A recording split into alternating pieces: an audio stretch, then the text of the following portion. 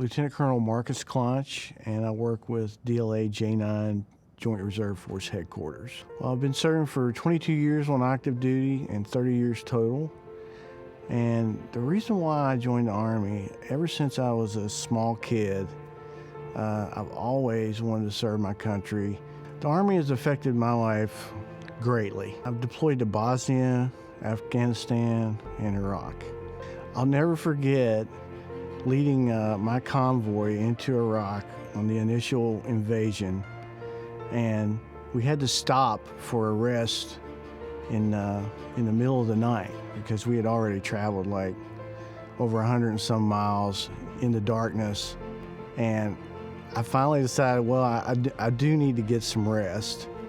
And I was asleep in my Humvee, and I woke up, and all I could see in front of me was desert. And being a first lieutenant and in charge, you're like, oh, where the heck am I? What's going on here? And then I'm like, oh, I'm in Iraq, and we're invading, so I better get ready to go.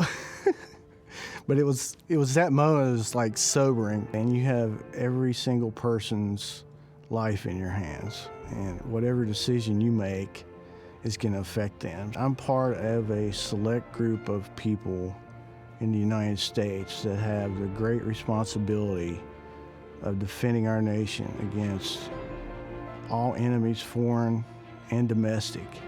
And that's a huge responsibility that the American people rely on you for. So I feel like that when I wake up every morning, I have a purpose in life, and it absolutely inspires me every morning to get up and start working. Every time Veterans Day comes up, I always think of the history of our armed forces. I always think of all the heroes that sacrificed for our nation and what they mean to us.